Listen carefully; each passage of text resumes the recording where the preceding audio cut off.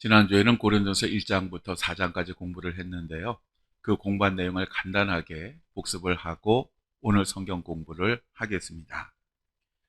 사도 바울이 제2차 전도 여행 때에 고린도에서 1년 6개월 동안 머문 적이 있었습니다. 이때에 세웠던 교회가 바로 고린도 교회였습니다. 이 고린도 교회는 은사를 정말 많이 받은 그러한 교회였습니다. 그렇지만 동시에 많은 문제도 가지고 있는 그러한 교회였습니다. 특별히 예수님을 믿었지만 세상의 문화를 단절하지 못하고 미숙한 삶을 사는 그러한 성도들이 많이 있었습니다.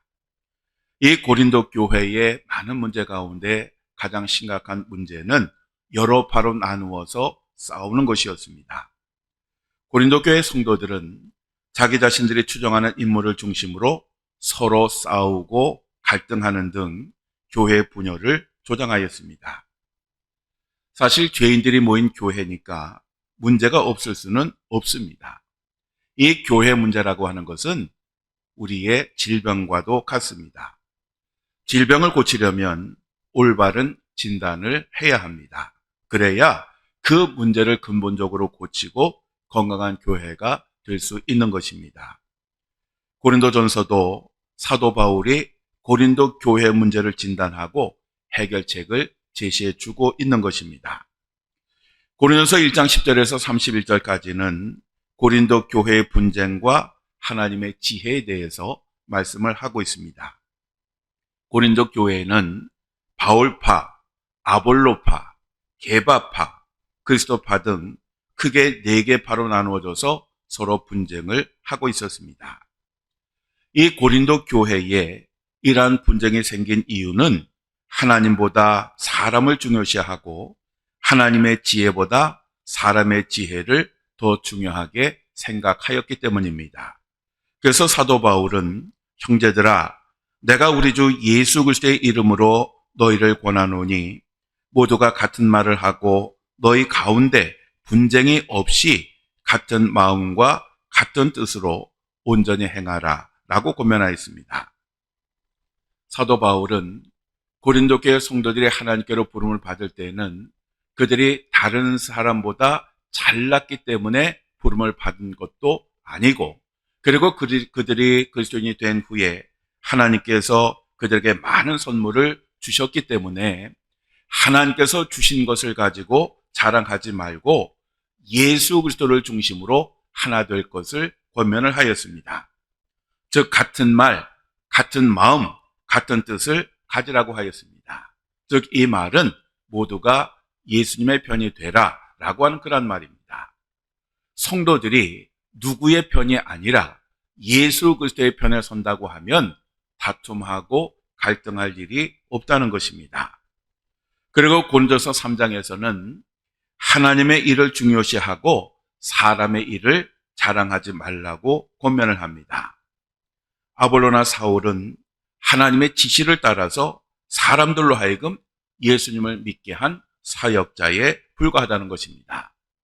즉 사도 바울은 복음의 씨를 뿌렸고 아볼로는 물을 주었을 뿐이고 정말 그 믿음이 자라나게 하신 분은 오직 하나님이시라고 하는 것입니다.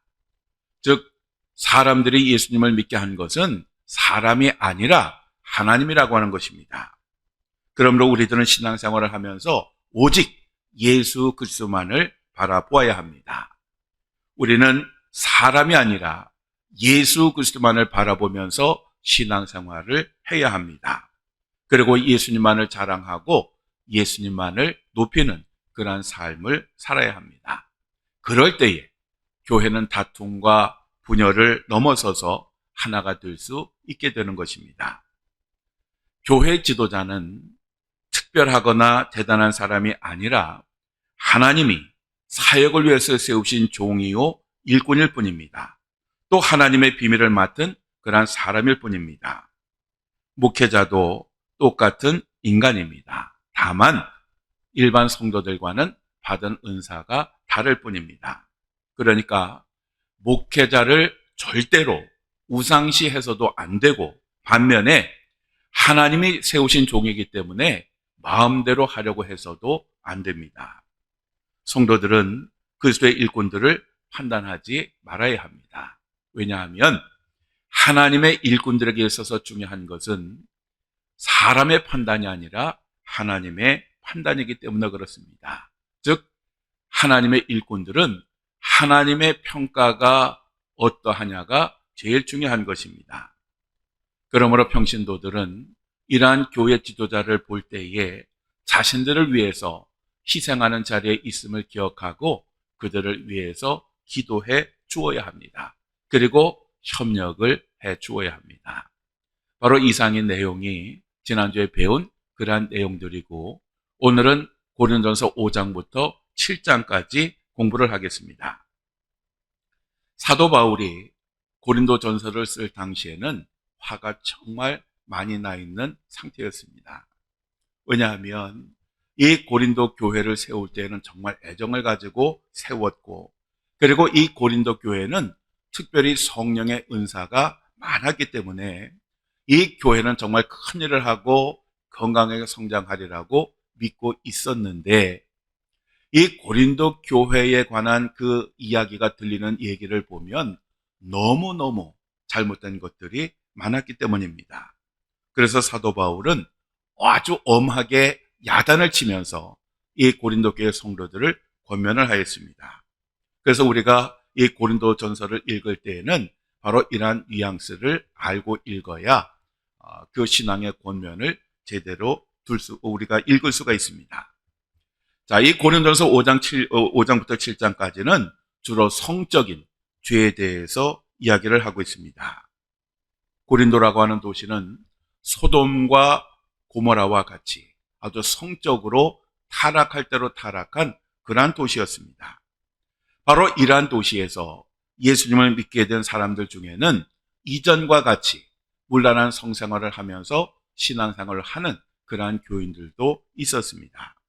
그 대표적인 예가 자기 아버지의 아내와 성관계를 맺는 것이었습니다. 이것은 정말 있어서는 안 되는 폐륜적인 그러한 행동이었습니다. 문제는 뭐냐 하면 고린도라고 하는 도시가 하도 성적으로 문란하다 보니까 이러한 사람들이 교회에 있어도 교회가 당혹스러워하거나 어떤 조치를 취하지 않았다라고 하는 것입니다. 그래서 사도 바울은 이러한 행위는 공개적으로 처리해야 한다고 강조를 하였습니다. 성적인 문제는 결혼 생활과 연관이 있습니다. 결혼 생활이 건강하고 건전하면 음란한 생활을 멀리할 수가 있는 것입니다. 그래서 사도 바울은 결혼과 이혼과 재혼과 독신 생활에 대해서 자세히 권면을 하였습니다. 그러면 구체적으로 5장부터 7장까지 내용을 살펴보겠습니다. 고린도서 5장에 보면 아들이 아버지의 아내, 아버지의 첩과 성적인 관계를 맺는 것을 지적하고 있습니다. 이전에도 야곱의 12아들들 중에 장남이었던 루벤이 자기 아버지 야곱의 첩인 비라와 성적인 관계를 맺음으로써 아버지의 침상을 더럽히고 결국 나중에 장자의 권위를 잃은 적이 있었습니다.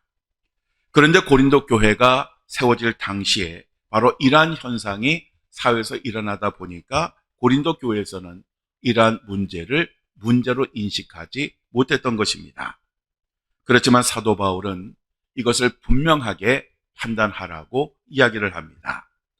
판단이라고 하는 것은 옳고 그르는 것을 분별하는 것을 말하는 것입니다. 심판은 하나님이 하시지만 이러한 문제에 대해서 교회는 올바른 판단을 하여야 한다는 것입니다.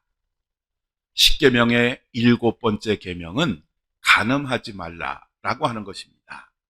이 간음이라고 하는 말은 부도덕한 성관계를 의미하는 것입니다. 하나님은 이 부도덕한 성관계에 대해서 아주 분명하고 단호하게 말씀하셨습니다. 고린도서 5장 5절에 보면 이런 자를 사탄에게 내주었으니 이는 육신은 멸하고 영은 주 예수의 날에 구원을 받게 하려 함이라 라고 말씀하고 있습니다. 여기서 이런 자를 사탄에게 내주었으니라고 하는 말은 음행하는 사람들을 교회에서 출교시키라고 하는 것입니다. 요즘은 교회에서 출교도 거의 없지만 출교시킨다고 해서 두려워하는 사람도 없습니다. 왜냐하면 다른 교회나 다른 교단으로 가면 두 손을 들고 환영을 해주기 때문에 그렇습니다.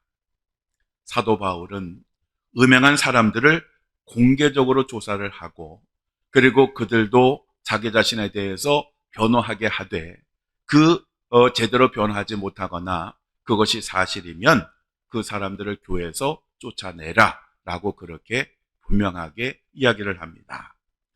음행하는 사람을 출교시키는 이유는 두 가지입니다. 1차적으로는 그들의 죄악을 심판하는 것이고 2차적으로는 다른 성도들을 보호한다는 의미입니다. 즉 다른 사람 성도들이 이 사람에게 물들지 아니하도록 분리를 시키라고 하는 그런 말입니다. 출교라고 하는 것은 사탄에게 내어주는 멸망의 극단적인 그러한 조치로서 음행한 사람들에게는 제일 큰 벌입니다. 그만큼 우리 기독교인들에게 있어서 음행이라고 하는 것은 큰 죄인 것입니다. 그리고 이는 육신은 멸하고 영은 주 예수의 날의 구원을 받게 하려 함이라 라고 말씀하고 있는데, 비록 음행한 사람을 출교하기는 하지만 음행한 사람이 그것으로 인하여 자신의 죄를 깨닫고 회개하면 그의 영이 마지막 날, 즉 하나님께서 심판하시는 날에 구원을 얻게 될 것이다 라고 하는 그러한 의미의 말씀입니다. 이런 의미에서 교회에서 음행한 사람을 출교하는 것은 마지막 의미가 아니라 또 다른 가능성의 의미를 가지고 있는 것입니다. 즉 만일 출교하지 않고 그 사람을 그냥 두면 그것이 죄인 줄도 모르고 그렇게 살다가 결국 마지막 날에 영원한 지옥에 떨어지게 되지만, 그를 출교시켜서 그로 하여금 그가 큰 죄를 지었다라고 하는 것을 깨닫게 하고 돌이켜 회개하게 하면 결국 그는 하나님의 심판을 피하고 구원을 얻을 수 있다라고 하는 것입니다. 따라서 출교라고 하는 의미는 저주가 아니라 사랑을 의미하는 것입니다. 그러므로 교회는 이 음행의 문제를 분명하게 처리를 해야 하는 것입니다. 고린도서 5장 6절에서 8절에 보면 이 음행이라고 하는 것을 묵은 누룩에 비유하고 있습니다. 이 묵은 누룩은 죄를 상징하는 것인데, 이 묵은 누룩은 작지만 순식간에 번져서 교회의 순전함과 진실함을 흐리게 만들고 오염을 시키게 되는 것입니다. 이 묵은 누룩이 마치 무엇과 같냐 하면 암세포와 같습니다. 암세포가 처음 시작할 때는 작습니다. 그러나 그거를 방치해두면 급격하게 번져서 모든 장기에 전이를 시키고 사람을 죽이게 만드는 것입니다. 그러므로 이 암세포는 작을 때에 제거해야 됩니다. 교회도 마찬가지입니다. 죄를 알면서 묵인을 하게 되면 그 죄가 성도들에게 번지게 되고 성도들을 실족하게 만드는 것입니다. 그렇기 때문에 그 죄가 작을 때에 제거를 해야 합니다. 특별히 우리 그리스도인들은 예수 그리스도의 죽음을 통하여 새로운 누룩이 된 사람들입니다. 그렇기 때문에 이 새롭게 된 누룩을 묵은 누룩과 함께 두어서는 안 되는 것입니다. 우리는 누룩을 넣지 않은 그러한 유월절의 빵이 되어야 하는 것입니다. 음행뿐만 아니라 다른 사회 악도 마찬가지입니다. 그런 것들이 교회 안에 들어오도록 허용하면 안 됩니다. 하나를 허용하면 또 다른 것을 허용하게 되는 것입니다. 그래서 고린도전서 5장 9절에서 13절까지 보면 교회에 있는 음행, 사기, 탐욕, 술 취함, 우상 숭배, 모욕 등을 깨끗하게 하라고 하고 있습니다. 우리는 이러한 사람들과 어울려서도 안 되고 아무 일이 없는 것처럼 행동해서도 안 됩니다. 믿지 않는 사람들이야 하나님이 심판하시겠지만, 그래서 그들은 하나님의 몫이겠지만 교회 안에 있는 믿는 사람들은 교회의 목입니다. 그렇기 때문에 교회 스스로 그 죄를 정화해야 하는 것입니다. 예수님이 십자가 죽음을 앞두고 예루살렘에 입성하신 후에 성전에 가셔서 성전을 정화하신 이야기를 우리들은 잘 압니다. 왜냐하면 당시 종교 지도자들이 기도하는 집인 하나님의 거룩한 전을 자신들의 욕심을 채우는 수단으로 바꿨기 때문에 그렇습니다. 종교개혁 때도 그랬습니다. 당시 종교 지도자들은 교회를 자기 자신들의 욕망과 욕심을 채우는 수단으로 전락시켰습니다. 그래서 하나님께서 종교개혁을 통하여 그들을 정화시키셨습니다. 그런데 시간이 지나고 잊을만 하게 되니까 오늘의 교회가 타락하고 중세 교회의 모습을 닮아가고 있습니다. 그러다 보니 세상 사람들로부터 손가락질을 당하는 그러한 지경에 이르게 되었습니다. 만일 오늘날 예수님께서 우리들의 교회에 오신다라고 하면 아마도 예전보다 더 심하게 정화하시지 않으시겠습니까?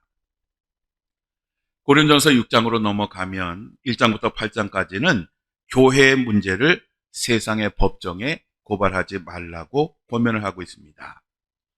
고린도전서 6장 2절에 성도가 세상을 판단할 것을 너희가 알지 못하느냐? 세상도 너희에게 판단을 받겠거든 지극히 작은 일 판단하기를 감당하지 못하겠느냐라고 말씀하고 있습니다. 세상을 판단해야 할 성도들이 오히려 세상이 자신들을 판단하도록 허용하는 것은 말도 되지 않는다라고 하는 그러한 의미의 말씀입니다. 우리가 교회에서 함께 살다 보면 때로는 갈등할 수도 있고 싸울 수도 있습니다. 그렇지만 그렇다고 해서 이것 때문에 세상의 법정으로 그 문제를 가지고 가는 것은 옳은 것이 아니라고 하는 것입니다. 때로는 교회 안의 문제를 세상의 법정으로 가져가는 그러한 일들이 종종 있습니다. 그렇지만 이러한 것은 하나님의 방법이 아닙니다. 그리고 이것은 교회 스스로 자정 능력이 없음을 세상에 선포하는 것과 같습니다.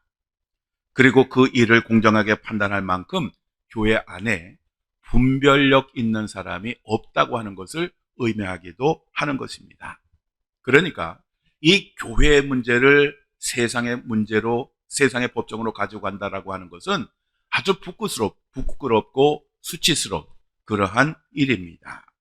그리고 이러한 것들은 다른 사람들에게, 특별히 성도들에게 많은 상처를 주는 것이 되기도 합니다. 여러분 그 그림을 보시면 성도들이 싸우면 그리고 세상의 법정으로 가져가면 좋아하는 존재가 누구입니까? 바로 사탄입니다. 그림에 보시면 사탄이 엄지손가락을 치켜들면서 굉장히 좋아하고 있지요. 그러니까 우리가 교회 문제를 가지고 세상의 문제로 법정으로 가지고 가면 저렇게 사탄이 좋아하고 즐거워한다는 것입니다. 세상의 법정이라고 하는 것은 한 번으로 끝나는 법이 없습니다. 한 사람이 고발을 하면 상대방도 고발을 하고 또 그 사람이 또 고발을 하면 또 다른 사람이 고발을 합니다. 그래서 계속해서 그것이 반복이 됩니다. 우리 감리교도 아주 수치스러운 일이 있었는데 2018년도에 감리교 감독회장 선출 문제로 세상 법정으로 간 적이 있습니다. 이 때문에 그 판결에 따라서 감독회장의 자리가 공석인 적도 있었습니다. 이때 서울지방법원 민사부에서 재판을 했는데 이 재판으로 인해서 감리교의 위상은 땅에 떨어지고 말았습니다. 결국 얻은 것이 하나도 없고 부끄러움과 수치만 남았습니다. 그리고 세상 법정에서 판결을 하면 그럼 그 문제가 근본적으로 해결이 되느냐? 그렇지 않습니다. 따라서 세상의 법정은 절대로 우리의 문제를 완벽하게 해결해 줄 수 없음을 우리들은 기억을 해야 합니다. 그래서 결국 서로 싸우면 서로 망하게 되는 것입니다. 이기는 것이 절대로 이기는 것이 아니라고 하는 것입니다. 그래서 고린도전서 6장 7절에 보면 너희가 피차 고발함으로 너희 가운데 이미 뚜렷한 허물이 있나니 차라리 불의를 당하는 것이 낫지 아니하며 차라리 속는 것이 낫지 아니하냐라고 묻고 있습니다. 즉 우리가 세상 법정으로 가져가는 그 자체가 곧 허물이요 죄라고 하는 것입니다. 그래서 우리가 세상 법정에 고발을 하나니 차라리 불의를 내가 당하는 것이 그냥 받아들이는 것이 더 낫다라고 하는 그러한 이야기입니다. 성도들은 세상의 법 이전에 하나님의 법을 지켜야 합니다. 바로 이것이 더 우선입니다. 그러니까 하나님께서 이 교회에서 치리할 것을 교회에서 치리하라고 하면 교회에서 치리하는 것으로 끝나야 됩니다. 비록 그 결과가 자기 자신이 원하는 것이 아닐지라도 세상의 법정으로 옮겨가는 것보다는 훨씬 더 낫다라고 하는 것입니다. 그러면 여러분 어차피 우리가 교회에서 신앙생활을 하다 보면 갈등이 생기고 싸움이 생기는 것은 우리가 이미 경험을 하였습니다. 그러면 이러한 때에 우리는 어떻게 하는 것이 하나님의 뜻이요? 어떻게 하는 것이 지혜로운 것일까요? 바로 그것은 기도하는 것입니다. 하나님께서 우리의 이 갈등과 우리의 이 다툼의 문제를 해결해 주시도록 열심히 기도를 하는 것입니다. 또 상대방이 잘못했다고 생각한다면 오히려 그를 위해서 더 열심히 기도를 해 주어야 합니다. 예수님은 우리들에게 이렇게 말씀하셨습니다. 또 눈은 눈으로 이는 이로 갚으라 하였다는 것을 너희가 들었으나 나는 너희에게 이르노니 악한 자를 대적하지 말라. 누구든지 내 오른편 뺨을 치거든 왼편도 돌려대며 또 너를 고발하여 속옷을 가지고자 하는 자에게 겉옷까지도 가지게 하며 또 누구든지 너로 억지로 오리를 가게 하거든 그 사람과 심리를 동행하고. 아멘. 사도 바울도 이렇게 이야기를 했습니다. 온 율법은 내 이웃 사랑하기를 내 자신같이 하라 하신 한 말씀에서 이루어졌나니 만일 서로 물고 먹으면 피차 멸망할까 조심하라. 아멘. 이 말이 무슨 말입니까? 어차피 서로 물고 먹으면 다 멸망을 할 텐데 그러지 말고 오직 사랑으로 그 문제를 해결하라라고 하는 그런 말입니다. 사도 바울은 하나님의 나라를 유업으로 받지 못하는 사람들을 열거합니다. 우상 숭배자, 모욕, 속여 빼앗는 것, 술 취한 것, 탐욕, 간음, 음액, 남색, 탐색, 토색하는 자들은 하나님의 나라를 소유할 수가 없습니다. 하나님의 나라는 성령 안에서 씻음과 거룩함과 의롭다 하심을 받은 그러한 사람들만이 소유할 수가 있는 것입니다.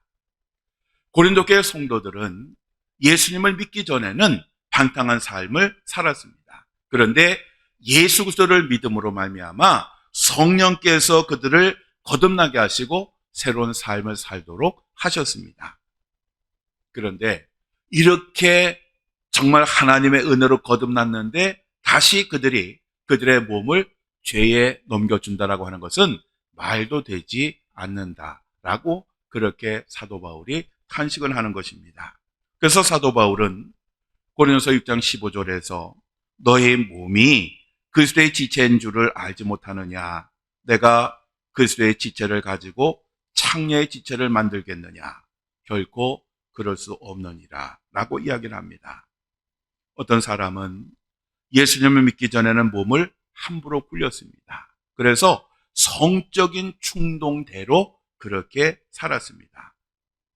하나님이 식욕을 주셔서 우리 인간에게 음식을 먹게 하신 것처럼 하나님은 필요하시기 때문에 우리들에게 성욕을 주신 것입니다. 그런데 이러한 성욕을 가지고 아무와 성관계를 가져서는 안 된다고 하는 것입니다. 왜냐하면 그것은 몸을 더럽히는 그러한 행위가 되기 때문에 그렇습니다. 성적인 죄가 다른 죄와 다른 이유가 바로 여기에 있습니다. 즉 성적인 죄라고 하는 것은 우리들의 거룩한 몸을 더럽히는 그러한 행위가 되는 것입니다. 그래서 우리는 우리들의 몸을 함부로 굴리면 안 됩니다.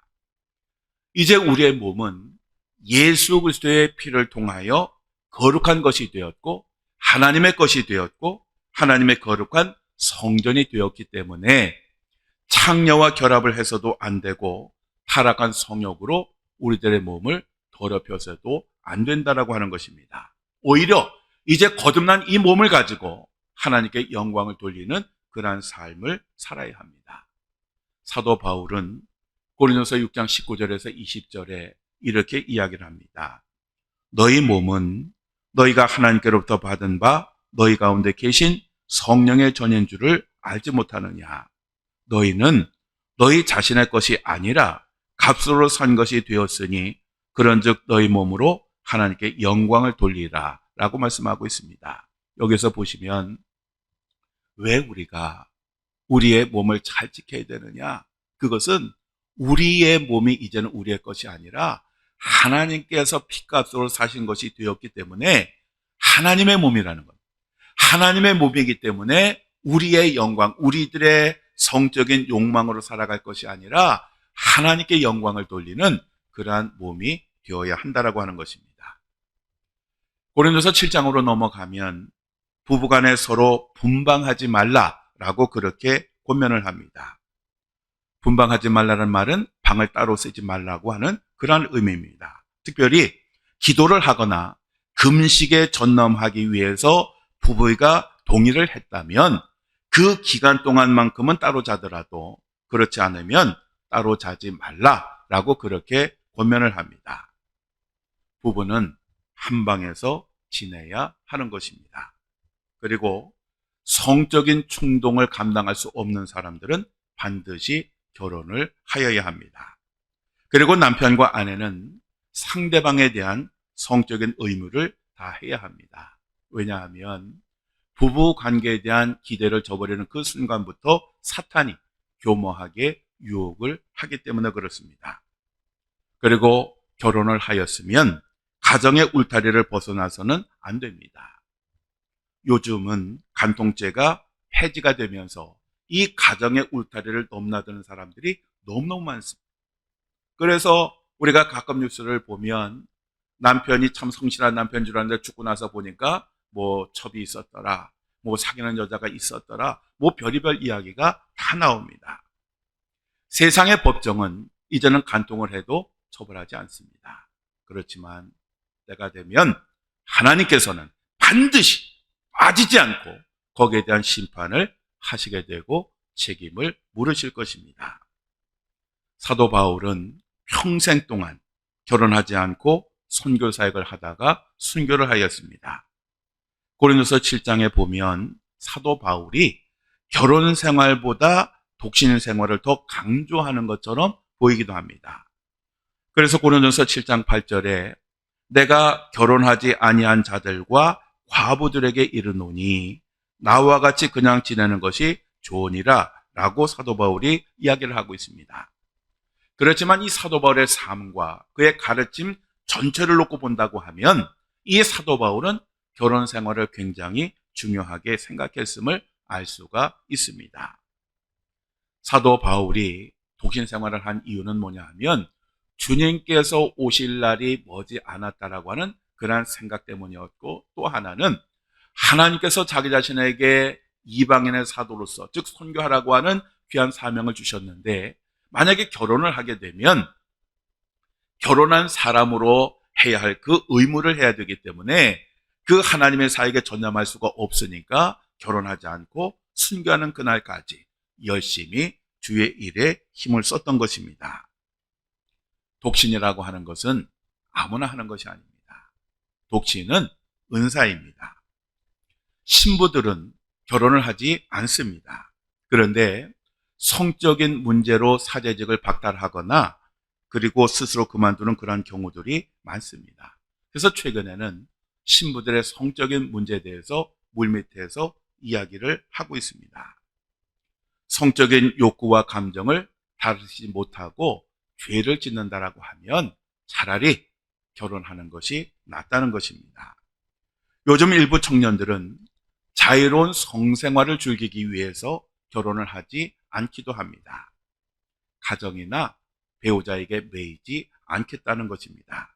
그래서 할 수만 있으면 수많은 사람들과 성관계를 하고 즐기고 촬영도 합니다. 심지어는 동성애도 마음껏 하고 있습니다.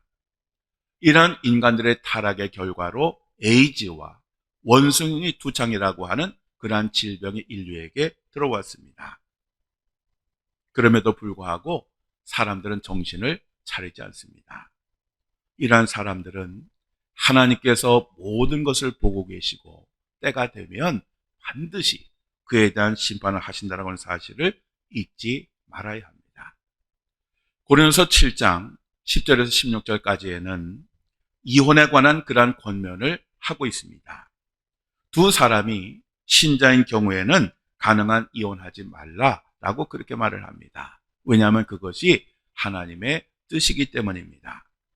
예수님도 이렇게 말씀하셨습니다. 사람을 지으시니가 본래 그들을 남자와 여자로 지으시고 말씀하시기를 그러므로 사람이 그 부모를 떠나서 아내에게 합하여 그 둘이 한 몸이 될지니라 하신 것을 읽지 못하였느냐. 그런즉 이제 둘이 아니요 한 몸이니 그러므로 하나님이 짝지어 주신 것을 사람이 나누지 못할지니라 하시니 라고 말씀하고 있습니다. 요즘 오은영 박사의 오은영 리포트 결혼지옥이라고 하는 그러한 방송이 있습니다. 이것을 보면 정말 이혼하지 않고 함께 살고 있는 것이 신기할 정도의 부부들의 그러한 이야기가 나옵니다. 그런데 상담 후에 신혼초로 돌아가서 행복한 삶을 사는 모습을 보면 우리가 이전에 그러한 상황을 보면서 이것은 절대 이혼을 해야 돼 라고 하는 그러한 결론을 내리는 것이 절대적으로 옳지 않다라고 하는 것을 보여줍니다. 즉 이혼이 유일한 해결책이 아니라고 하는 것입니다. 기독교 신자들은 배우자를 아주 신중하게 선택을 해야 됩니다. 세상적인 조건만을 보고 선택을 해서도 안 되고 그 사람이 교회에 열심히 다니는 신앙생활을 하는 신자라고 해서 무조건 선택해서도 안 됩니다. 과연 그 사람이 하나님께서 내게 주신 참된 배필인지를 끊임없이 확인하고 또 확인해야 합니다. 또 기도하고 또 기도해야 합니다. 그래서 하나님께서 저 사람은 나를 위해 예배하신 배필이라고 하는 확신이 들 때 기도를 해야 우리들은 이혼 없이 행복하게 살아갈 수가 있는 것입니다. 그래서 신자 부부의 경우에는 이혼하지 말라고 권면을 하고 만약에 갈라섰으면 그대로 그냥 살든지 아니면 다시 합치라 라고 사도 바울은 권면을 합니다. 그런데 부부 가운데 한 사람만 신자인 경우가 있습니다. 이 경우에도 가능한 같이 살라고 권면을 합니다. 왜냐하면 믿지 않는 사람을 구원할 수 있기 때문이고 그리고 본인의 거룩함을 지키기 위해서라고 하는 것입니다. 우리 믿는 사람들은 화평하게 하는 사람들이라고 하는 것을 잊지 말아야 됩니다. 그렇지만 사도 바울은 믿지 않는 배우자가 정말 굳이 떠나려 한다고 하면 말리지 말라고 그렇게 권면을 합니다. 반면에 믿는 사람은 그 자리를 그대로 지키라 라고 그렇게 권면을 합니다. 여러분 다음을 보시죠. 다음의 그림을 보시면 고린도 교회에는 할례를 받은 교인도 있고 종의 신분인 교인도 있었고 종이었는데 자유인이 된 그러한 교인도 있었습니다. 사도 바울은 이들에게 신앙적 권면을 합니다. 즉 이전에 할례를 받은 사람은 굳이 할례의 흔적을 지우지 말고 반면에 할례를 받지 않은 사람은 할례를 받으려고 고민하지 말고 그냥 지내라는 것입니다. 그리고 종이었던 사람은 이제는 사람의 종이 아니라 그리스도의 종으로 살고 또 종에서 자유인이 된 사람은 주님에게 충성하라고 권면을 하고 있습니다. 중요한 것은 어떤 모습이냐가 아니라 그 하나님의 부르심에 순종하고 하나님의 말씀대로 살아가는 것, 바로 이것이 중요한 것입니다. 그래서 고린도전서 7장 24절에 형제들아 너희는 각각 부르심을 받은 그대로 하나님과 함께 거하라 라고 그렇게 권면을 하고 있는 것입니다. 그 다음에는 처녀와 독신자들에 대한 신앙적 권면입니다. 사도 바울의 생각에는 자신과 같이 임박한 환난이나 주님이 주신 사역을 통하여 주를 기쁘시게 하려고 하는 그러한 의도가 있는 사람이라면 결혼하지 않는 것도 좋다고 그렇게 권면을 합니다. 이러한 사람들은 주님과 결혼을 하는 것입니다. 그리고 독신이 되었으면 그냥 지내는 것이 좋다라고 그렇게 권면을 합니다. 그런데 사도 바울은 이것이 자기 자신의 생각이라고 하는 것을 아주 분명하게 강조를 하고 있습니다.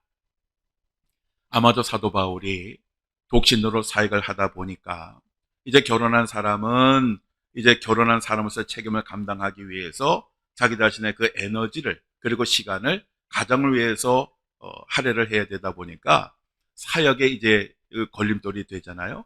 그러니까 사도 바울은 결혼하지 않으니까 아주 온전히 자기의 삶을, 자기의 시간을, 자기의 에너지를 사역하는 데 쏟을 수 있었으니까 그래서 하나님의 사역을 하려고 하는 사람들은 그렇게 하는 것이 어떻겠느냐라고 그렇게 권면을 한 것입니다.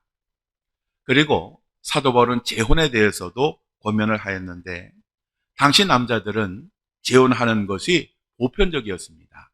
그렇지만 여자들에게는 제약이 많았습니다. 그래서 사도 바울은 과부는 재혼을 하려고 하면 주 안에서만 하라라고 그렇게 권면을 하였습니다.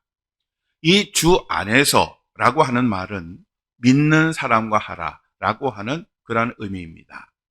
그리고 사도 바울은 고린도서 7장 40절에서 이렇게 정리를 합니다. 그러나 내 뜻에는 그냥 지내는 것이 더욱 복이 있으리로다. 나도 또한 하나님의 영을 받은 줄로 생각하노라. 즉 자신의 생각에는 재혼하는 것도 좋지만 혼자 사는 것도 더 좋다라고 그렇게 말을 한 것입니다.